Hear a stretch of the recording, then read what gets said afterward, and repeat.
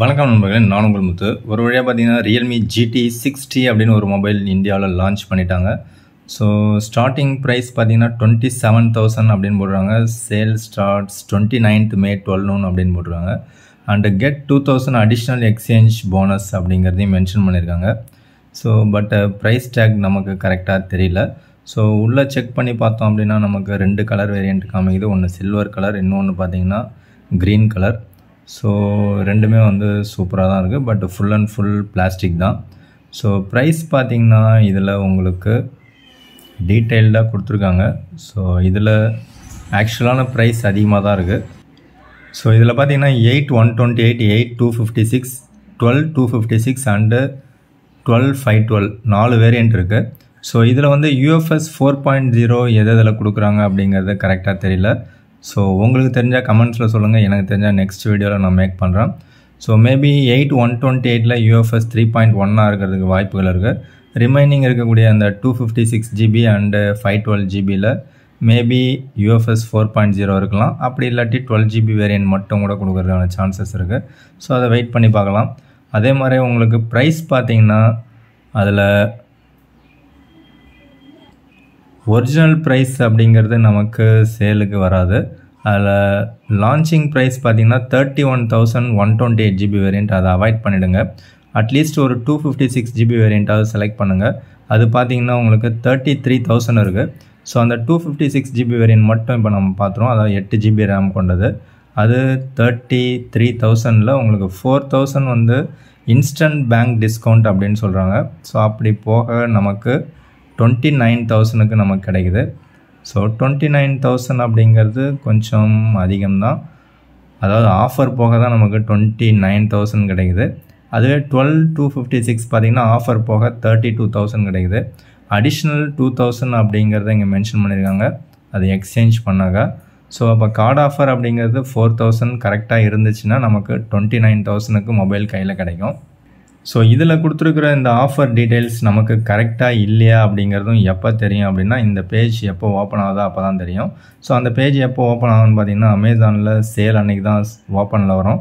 So 29th May அன்றைக்கி தான் நமக்கு கன்ஃபார்மாக தெரியும். ஓகே, இப்போ இதில் மெயினாக 6,000 nits உங்களுக்கு சூப்பர் பீக் பிரைட்னஸ் அப்படிங்கிறத மென்ஷன் பண்ணியிருக்காங்க. ஸோ அது எந்த அளவுக்கு உண்மை அப்படிங்கிறது தெரியாது. பட் ஒரு பிரைட்டனான ஒரு டிஸ்பிளே தான் கொடுக்குறாங்க.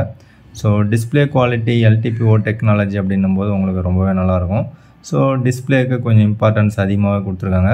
அது மட்டும் இல்லாமல் 1.5K ரெசல்யூஷன் அப்படின்னும் போது டிஸ்பிளே குவாலிட்டி ரொம்பவே சூப்பராக தான் இருக்கும். ஸோ இதில் மட்டும் இல்லாமல் ப்ராசஸரும் உங்களுக்கு சூப்பரான ஒரு ப்ராசஸர் கொடுத்துருக்காங்க. ஸோ என்ன ப்ராசஸர் அப்படின்னு பார்த்தீங்கன்னா உங்களுக்கு தெரிஞ்சது தான் Snapdragon 7+ Gen 3. ஸோ இந்த ப்ராசஸர் பார்த்திங்கன்னா ஒரு சூப்பரான பவர்ஃபுல்லான ஒரு ப்ராசஸர்.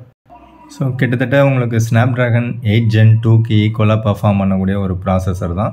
ஸோ இதே லெவலில் தான் உங்களுக்கு 8s Gen 3யும் இருக்கும். அது போக்கோ F6 நாளைக்கு லான்ச் பண்ணுறாங்க. ஸோ அதில் ப்ராசஸர் 8s Gen 3, இதில் ப்ராசஸர் பார்த்திங்கன்னா 7+ Gen 3. ஸோ ஆண்ட்ராய்டு ஸ்கோர் பார்த்திங்கன்னா 15 லட்சத்தை விட அதிகமாக தான் இருக்குது. மேபி இவங்க டெஸ்ட் பண்ணுறது எல்லாமே உங்களுக்கு டாப் வேரியண்ட்டில் தான் டெஸ்ட் பண்ணுவாங்க. ஸோ எப்படி பார்த்தாலும் நமக்கு 14 லட்சமாவது அட்லீஸ்ட் கிடைக்கும் அப்படிங்கிறது தான் என்னுடைய கருத்து. ஸோ நல்லதாக ஒரு ப்ராசஸர் தான் கொடுத்துருக்காங்க. அது மட்டும் இல்லாமல் 5500 mAh பேட்டரி கொடுத்துருக்காங்க. ஸோ டப்பாவிலே பார்த்திங்கன்னா உங்களுக்கு 120 watt சார்ஜரும் இன்க்ளூட் பண்ணுறாங்க. அது ஒரு சூப்பரான விஷயம். So out of the box Android 14 and Realme UI 5 கொடுத்துருக்காங்க. ஸோ அது மட்டும் இல்லாமல் உங்களுக்கு கேமரான்னு எடுத்துக்கிட்டிங்கன்னா ரியரில் 2 கேமரா கொடுத்துருக்காங்க. So main camera Sony camera 50 MP camera கொடுக்குறாங்க. அண்டு அல்ட்ராவைட் ஆங்கிளில் ஒரு 8 MP கேமரா. அது மட்டும் இல்லாமல் 32 MP செல்ஃபி கேமரா கொடுக்குறாங்க. ஓவராலாக பார்த்திங்கன்னா கேமரா ரொம்பவே சூப்பராக இருக்கும் அப்படின்னு நம்ம எதிர்பார்க்கலாம்னா இது கேமிங் மொபைல். ஸோ கேமிங் மொபைலில் நமக்கு கேமராவுக்கு இம்பார்ட்டன்ஸ் கொடுக்க மாட்டாங்க.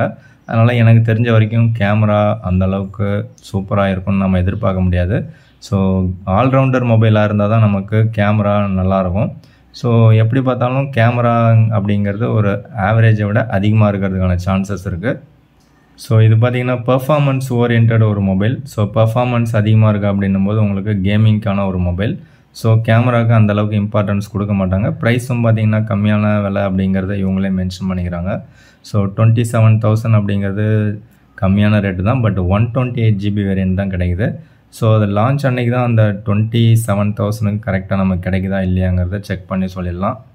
அதே மாதிரி அட்லீஸ்ட் நீங்கள் ஒரு 256 GB வேரியண்ட்டாவது நீங்கள் செலக்ட் பண்ணணும். அது அரௌண்ட் ஒரு 29,000 இல்லை 30,000 நமக்கு கிடைக்குது. ஸோ 29,000 இந்த மொபைல் வாங்குவீங்களா? அப்படி இல்லைன்னு இதே மாதிரி கேமிங் மொபைல் திரும்ப போக்கோ F6 ஒன்று லான்ச் ஆக போகுது. மேபி அதுவும் இதே ப்ரைஸ் செக்மெண்ட்டில் லான்ச் பண்ணதான வாய்ப்புகள் இருக்குது. ஸோ அந்த போக்கோ F6 அப்படிங்கிற மொபைலை நீங்கள் செலக்ட் பண்ணுவீங்களா? இல்லை இதை விட விலை குறைவாக பார்த்தீங்க அப்படின்னா போக்கோவில் X6 ப்ரோன்னு ஒரு சூப்பரான கேமிங் மொபைல் இருக்குது. ஸோ இந்த பர்டிகுலர் மொபைலை செலக்ட் பண்ணுவீங்களா?